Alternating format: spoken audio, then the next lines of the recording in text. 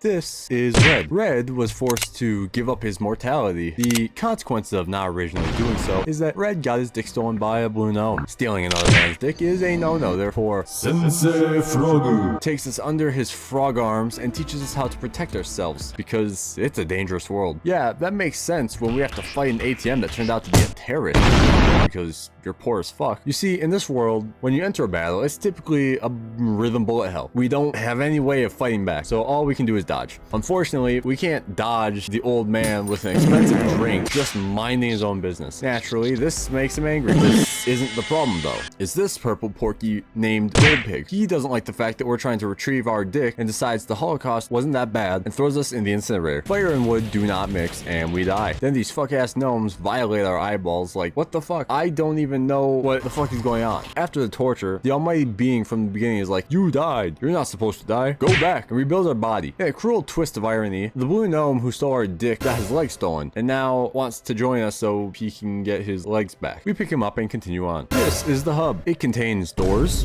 and more doors. Did you come to buy a door? Of course not, because they're not for sale. We enter this door and it's gone, much like our dick. Luckily, there's a castle on the horizon and a knight to guard. He's like, go back or I'll hurt ya. We resist arrest. He gives up. Best night ever. Fortunately, the door is back and we leave. You're probably wondering, why did we leave? Because this circus is in town. It's complete with static movies and racing. Why am I at a severe disadvantage? Why are they throwing bottles at me? It doesn't matter. I play too many racing games anyway. I win. The adrenaline from that race leads us to leaving out the wrong door. This pops us out in a forest. Also in the forest is a suspiciously big cube blocking the way. Luckily, the green mage is also here. He a bitch though. We help him and he considers us the enemy. Okay, buddy, I'll have you know I'm actually the main character. You get and he wants to fight. Then he's like, you're so strong. And I'm like, motherfucker, you winded yourself. I didn't do shit. Then he's like, I don't care, and leaves. Also in this forest are mushrooms and they're forest guardians. For finding his little shroomies, he opens up a passageway to the world. Too bad we stepped in a trap and get captured by knockoff Doofenshmirtz and Shrek. To escape, we style on Grundle, survive the creature, while Professor Orange casually drops additional lore, talk to a schizophrenic named Haley, and battle Professor Orange. Orange has a bopping battle theme and several shitty attacks. He has balls and lasers and occasionally tries to time stop the battle to confuse you. After, we grab a door piece for the missing door and leave. Meanwhile, Gold Pig grows anxious. Before we head back to the hub though, we mistakenly challenge the worm.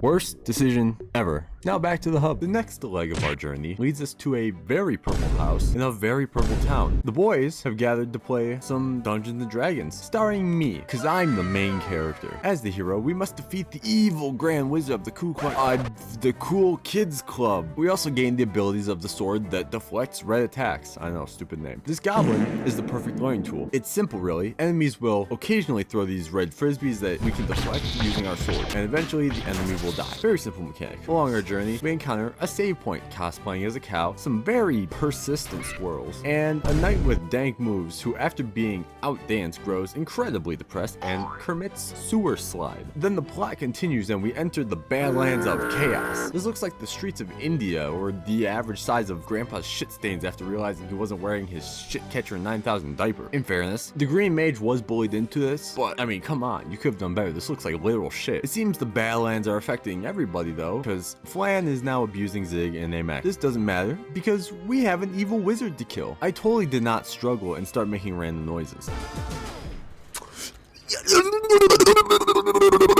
Stop bugging my shots, you bitch!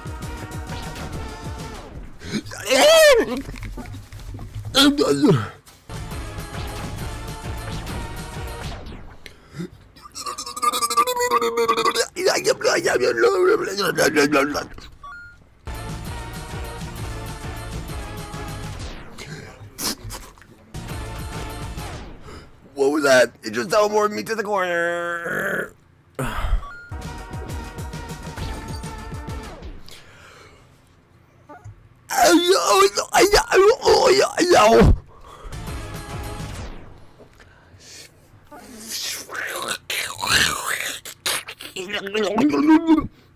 And like that evil son of a bitch, I mean wizard, is dead. We became heroes, Flan opened a bakery, Zig lived in a tower, and Nosferatu lived an unfruitful life as a mushroom. And for playing, we get another door piece and head back to the hub. Finally, after postponing it, we head to the castle. A questionable minecart. Can you even call this a minecart? It's a cement raft on wheels. It seems like a very clear OSHA violation. We enter and come across a very big gap, so we meet up with Muck and Flan and ask for a very long plank. They're like, you aren't certified in handling very long planks. What? I'm the main character. Give me my very long plank. We get our very long plank. We head back to the hole and use the very long plank. This brings us to the maze. But first, tennis time.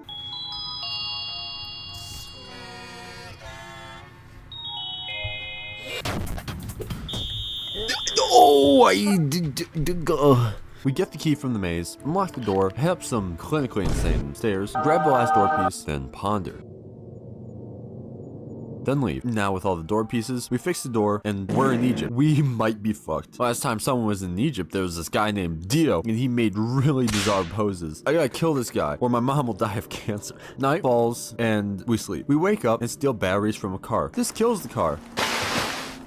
Then we enter the fortress with a big gate. Inside, we get stopped by Purple Mage. He's Gold Pig's bitch. Anyway, he summons a zombie named Zob. Zob is a dick. Okay, I know I made a Jared Leto Joker joke earlier, but this motherfucker might actually just be Jared Leto Joker. Naturally, Zob fails, and Purple Mage summons another henchman. This is Rob. Rob is alive. Rob needs to learn to shut the fuck up. I'm gonna spare you from any more Rob. Then Purple Mage gets his hands dirty. He has this funny mechanic called Rewind. If you get hit, it rewinds the battle a couple seconds. After, we come face to face with Gold Pig, and after Gold Pig fails to stop us, he gives Blue his legs back and allows us to retrieve our arm. We did it. Our journey is finally over. Well, as it turns out, job not finished. The beings that inhabit this place have been here a long time and don't realize this place is not great. So after a quick tutorial from Sensei Frogu on how to use our other arm, we must use our hand to deliver these fine folk from their bodies so their souls may live forever in peace and harmony amongst the stars. It may not be what we want to do, but it must be done.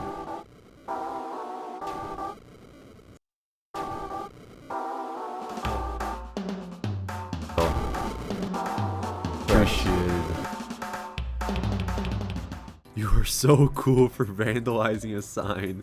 A true rebel. If I had hands, I would clap.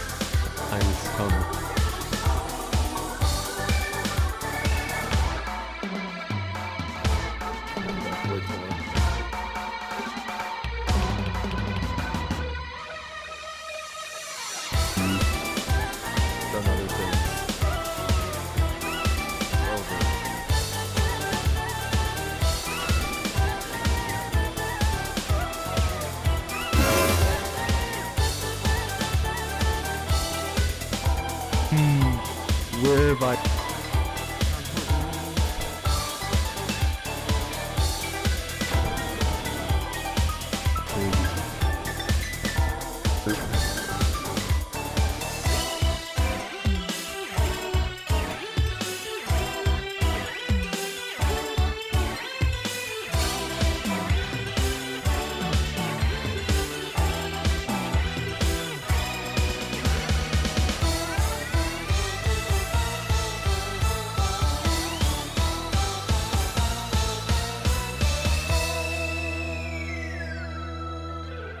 Kind of,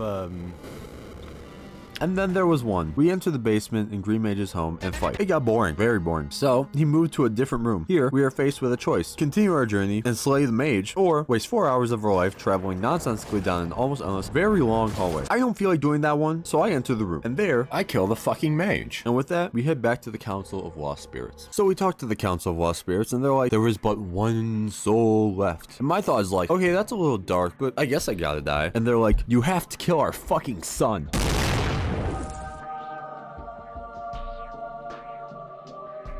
I'm sorry, what? I have to kill what? Alright, you big ball of energy. You heard what they said. You gotta fucking die.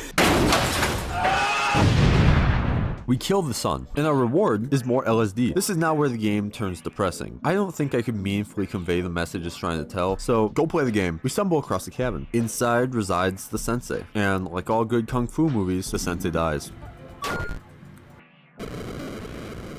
Through the door, we walk and walk till we can't walk anymore. We let the ground devour us, and with this, all the souls have been liberated, and reconciliation can be had. We talk to the Almighty Being one last time, and he's like, you made it to the end of the game, and the end of the video. Like and subscribe for more future content and shit. Bye!